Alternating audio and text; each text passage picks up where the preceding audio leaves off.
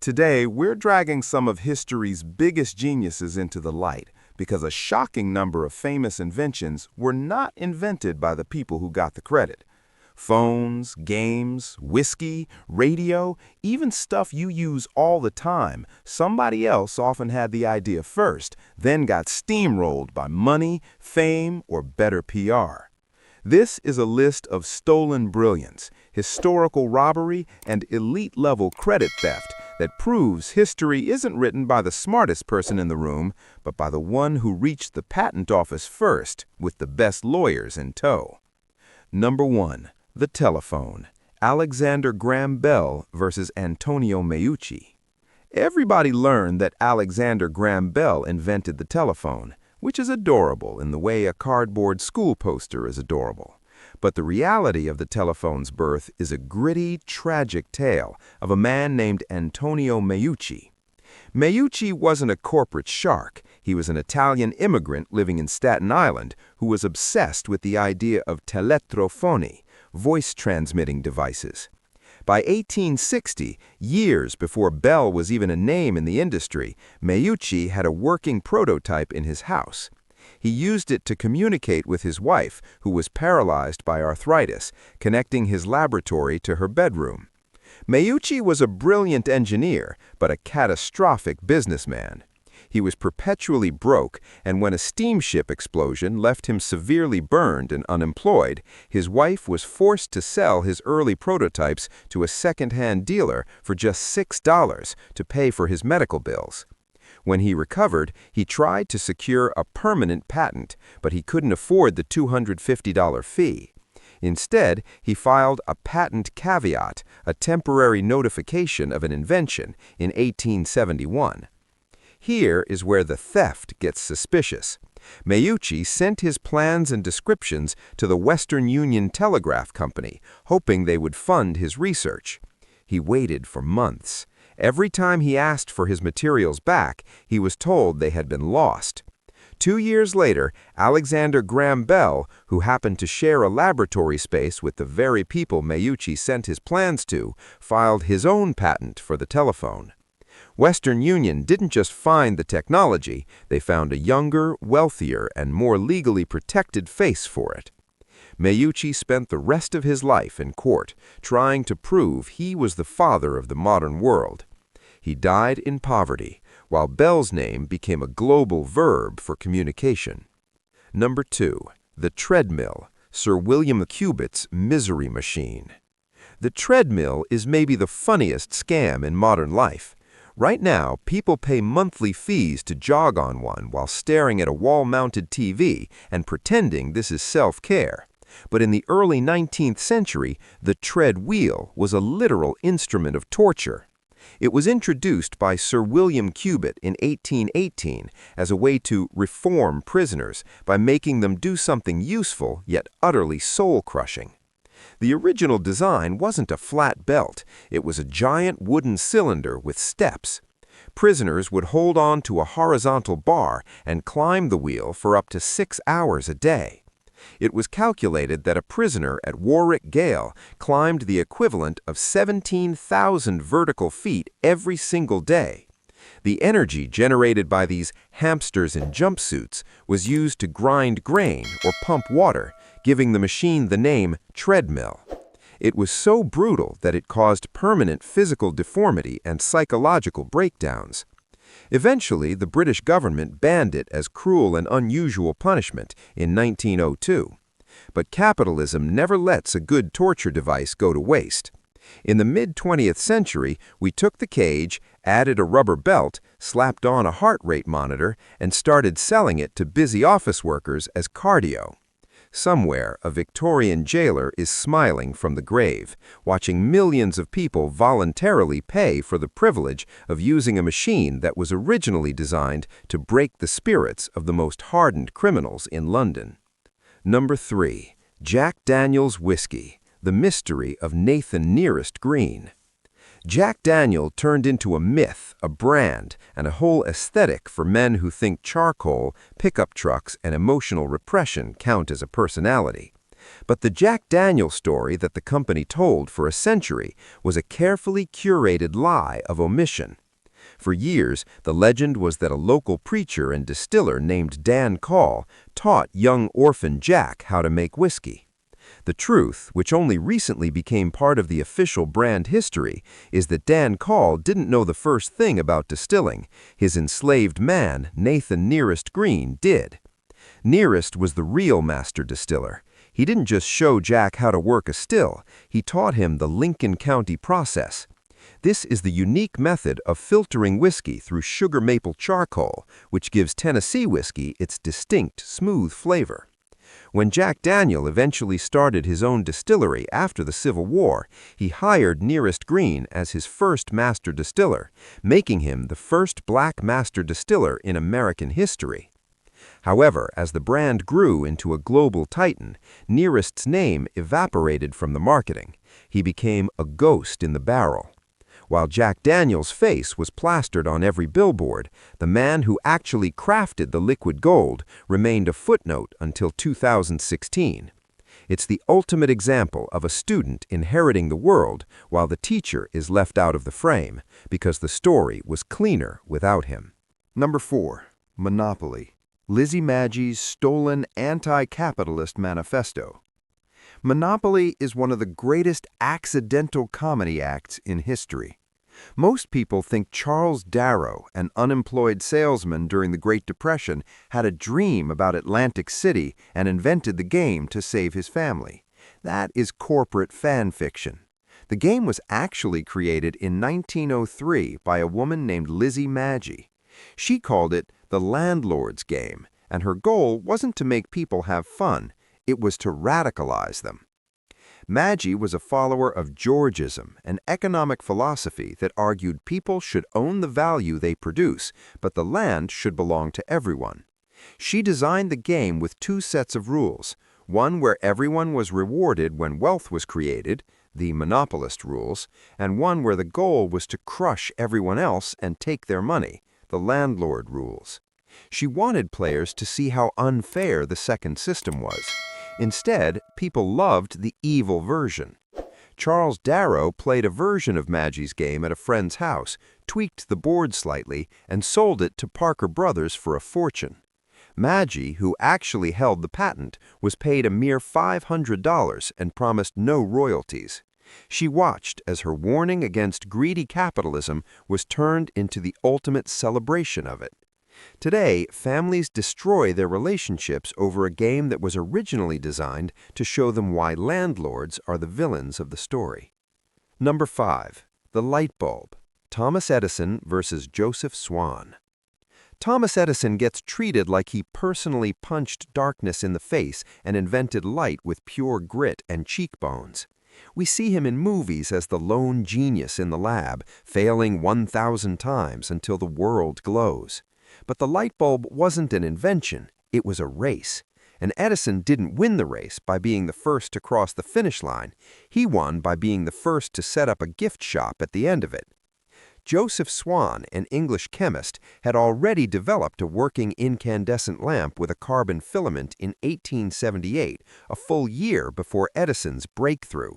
Swan was even using his bulbs to light up his own house and public lectures in Newcastle. Edison's genius wasn't in the physics of the bulb, but in the infrastructure of the light. He understood that a bulb is useless without a socket, a wire, and a power plant. When Swan began installing his bulbs in England, Edison sued him for patent infringement. But realizing Swan had a very strong case, Edison didn't fight him to the death. He forced a merger. They formed the Ediswan Company. Over time, Edison's massive marketing machine in the United States simply drowned out Swan's name. We don't remember the guy who made the light. We remember the guy who made the light a subscription service.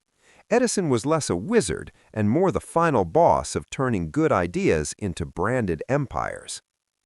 Number 6. The DNA double helix. Watson, Crick, and the robbery of Rosalind Franklin. The DNA double helix story gets sold like a buddy movie starring Watson and Crick, 2 guys chatting in a pub until they solve the code of life. But Rosalind Franklin's work is sitting there like the giant missing engine under the hood. Franklin was a brilliant X-ray crystallographer who produced photograph 51, the most important image in the history of biology. It was a fuzzy X-ray diffraction pattern that proved beyond a doubt that DNA was a double helix. Maurice Wilkins, a colleague who didn't get along with Franklin, showed this photograph to James Watson without Franklin's knowledge or permission. When Watson saw it, he famously said, "My mouth fell open and my pulse began to race." He didn't have a eureka moment, he had a thanks for the answer key moment. Watson and Crick used Franklin's data to build their famous model.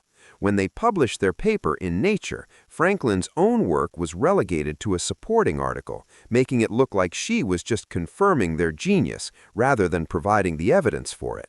She died of cancer at 37, never knowing how much of her work had been borrowed to win the Nobel Prize that Watson and Crick would eventually take home.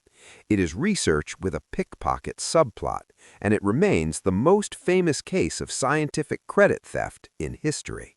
Number 7. The radio. Guglielmo Marconi versus Nikola Tesla. The radio story is such a chaos fight that if you filmed it honestly, people would accuse the script of being too dramatic. Marconi became the public face of radio because he was a master of the big event. He sent the first transatlantic signal and won the Nobel Prize, becoming the darling of the British and American elite. But Nikola Tesla had been lecturing about wireless energy and radio waves years before Marconi's invention. In fact, Tesla had already filed his own radio patents in 1897. When Marconi's star began to rise, Tesla initially wasn't worried, saying, "Marconi is a good fellow, let him continue. He is using 17 of my patents." But then the money got involved. Powerful investors like J.P. Morgan and Andrew Carnegie started backing Marconi. Under immense political and financial pressure, the U.S. Patent Office suddenly reversed its previous decisions and gave Marconi the patent for the invention of radio in 1904. Tesla spent the rest of his life in a legal and psychological spiral, watching his ideas make other men billionaires. It wasn't until 1943, months after Tesla died penniless in a hotel room, that the U.S. Supreme Court finally overturned Marconi's patent, recognizing that Tesla's work came first. Radio was Tesla's vision, but Marconi's business connections were the only signals that mattered at the time. Number 8. The Sewing Machine. Isaac Singer versus Elias Howe. Isaac Singer became the celebrity king of sewing machines, a name so synonymous with the device that people still find Singer machines in their grandmother's attics today. But Singer was a classic improver who acted like a creator. The real heavy lifting had been done by Elias Howe, who patented the first practical lock-stitch sewing machine in 1846. Howe traveled to England to try and market his machine, but when he returned to America, he found that a dozen different companies, led by Isaac Singer, were selling machines that used his exact eye-pointed needle and lock-stitch mechanism. Singer hadn't just used the idea, he had mass-produced it. Howe didn't take it lying down. He sued Singer in what became one of the first great patent wars. The court eventually ruled in Howe's favor, forcing Singer and others to pay Howe a royalty on every machine sold. Singer was furious, but he was also smart. He realized that if they kept fighting, they would all go broke. So he helped organize the Sewing Machine Combination, the first patent pool in American history. They stopped suing each other and started suing everyone else. Singer got the fame because he was the one who invented installment plans and aggressive marketing, but the heart of the machine belonged to the man he tried to rob. Number 9. Television. Philo Farnsworth versus RCA. Philo Farnsworth should be one of those names people say with dramatic respect, like he punched the future in the face. When he was just 14 years old, while plowing a hayfield in Idaho, he looked at the straight rows of the field and realized that a picture could be scanned onto a screen in the same way, row by row, using electrons. He was a farm boy who outthought the greatest laboratory in the world, RCA.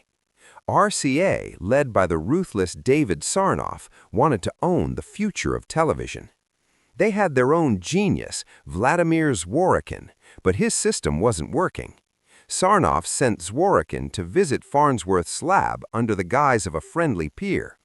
Zworykin looked at Farnsworth's electronic camera tube and famously said, "This is a beautiful instrument. I wish I had invented it." Then he went back to RCA and tried to do exactly that. RCA spent the next decade trying to tie Farnsworth up in legal battles, hoping he would run out of money before his patents were recognized. Sarnoff's motto was, "RCA doesn't pay royalties, we collect them." Eventually, the courts ruled that Farnsworth was the true inventor, and for the first time in history, RCA was forced to pay royalties to an individual. But the stress broke Farnsworth.